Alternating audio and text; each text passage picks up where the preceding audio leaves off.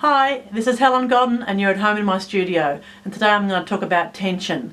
I have a lot of people talk to me about that in classes, and when people are seeing me at the shows and looking at the Sweet 16, a lot of people have trouble with tension. I think they've forgotten what is actually happening when we adjust the tension on our machines, whether it be a Sweet 16 or a domestic machine. So in the example of a domestic machine, you've got a dial or a button of some kind that goes from 0 to 9, and a lot of people have it set on, let's say, 4, and think 4 is their lucky number forever. Well, you wouldn't have a tension dial that needs to be adjusted if you weren't meant to touch it occasionally. So please adjust your tension.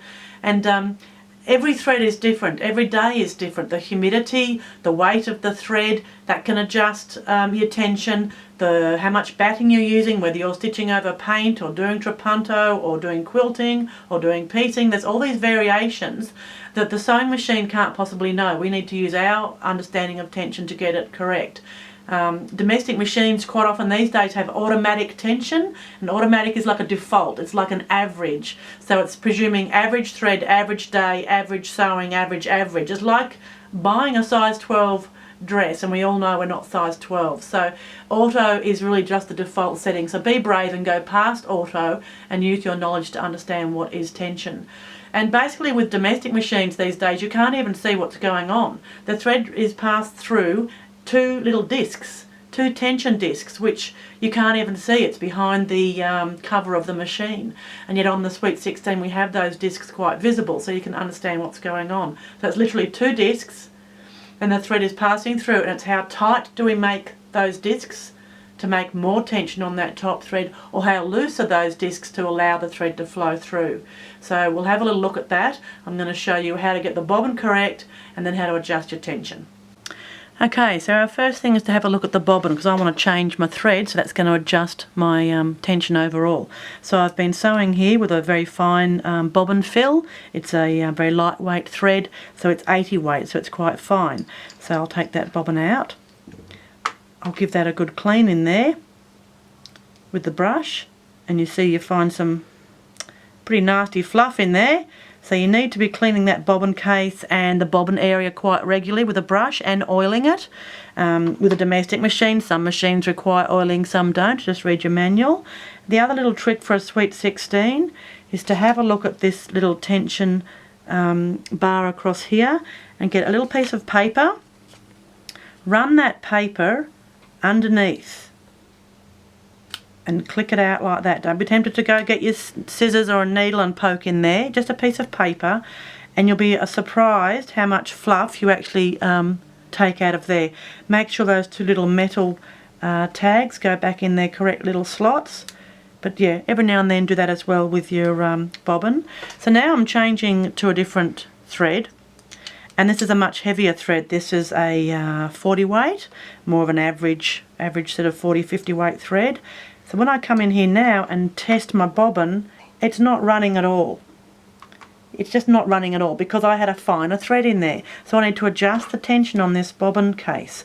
So on here, I've got my little screwdriver. There's the little screw I'm dealing with. Lefty loosey, righty tighty. I'm loosening that off just by, a smidgen of a turn. Test it again. So I have adjusted that little screw there by quite a bit, which is surprising, but that's the difference in the two weights of thread. So now when I do my little test, you can see that bobbin is running freely. It almost wants to jump out of my hand, but it can't quite. So that is how loose we like to have the bobbin. The theory is that if the bobbin thread is that little bit looser, the top thread doesn't have to be so tight to counteract, because we actually want them to be fairly balanced. And particularly if you're using a fancy thread on top, like a metallic thread, you don't want to have that top thread so tight. So now we know that's good. I'm going to pop that in the bottom. Here it go, click. There we go. And now we can start sewing. Go. So now we've put the bobbin in, and we have to get that balance between top and bottom thread. So the best way is to have a little sample quilt that you can stitch on and really learn about your tension. So I'm not going to adjust my tension, I'm just going to start stitching, and we're just going to talk it through and see what's going on. So I'm going to do some stitching, bring up that bottom thread. So I've got green on the bottom and a dark blue on the top. Now from the top, that doesn't look so bad, but if you actually see, they are very loose looking stitches. So can you tell what's going to be on the bottom? Let's have a little look at the bottom. Okay, completely loose. You've got the blue top thread being just pulled through like crazy. There's no tension on the top thread. And this is the trouble a lot of people have, is that they see the bottom of their quilt looks like bad tension, so they blame the bobbin. Just because it's the bottom of your quilt does not mean it's the bobbin's fault. Okay, so because we've already established that the bobbin is working correctly, so when you see an issue, it's actually the top thread's fault. Let's blame him. Okay, and on our domestic machine we have all those numbers to adjust to from 0 to 9. On the Sweet 16 we have a dial to adjust those tension discs. So I'm going to tighten my tension on the top. Let's have a look now. Now always do a circle or a sharp change of direction, because that's when you'll see there's a tension issue. Now that's improved a lot. The blue, the dark blue, is staying up on top a lot more than it was, but we're still seeing it. So I still want to tighten some more. And this is the thing with the Sweet 16, is don't adjust it by just that teeniest little bit. On a domestic machine you change the dial by, you know, half a number, from 2 to 2 and a bit, but on the Sweet 16 we adjust by quite a lot. If you're just adjusting that teeniest little bit, you've done nothing. It's an industrial machine. Get aggressive with it. Adjust it by a lot.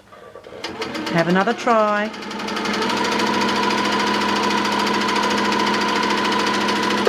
Let's have a look now. That to me looks pretty good. We're only just seeing the teeniest hint of the dark blue. The green looks nice and bedded in. The blue looks bedded in. Let's now go to the extreme and keep tightening it. If I now keep tightening that, let's have a look what happens.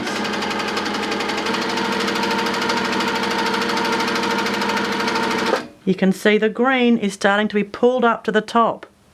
So don't blame the bobbin guy. Okay, let's adjust it again.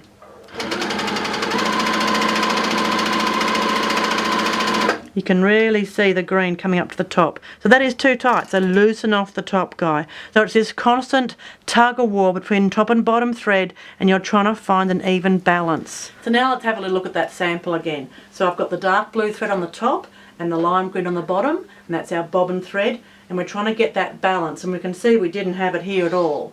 So what's happening there in that balance? I liken it to a tug-of-war, where we've got the dark blue thread and the green thread here, and we're trying to find an even balance so they cross over in the middle of the quilt. So it's this tug-of-war going on. So we blame the top guy though, always blame the top guy. If he's being a weakling and being let be pulled down, and now he's appearing on the bottom of our thread, bottom of our quilt, we want to tighten him to give him more muscle. So that's a bigger number on your domestic machine, or tightening the discs to make him appear up on top.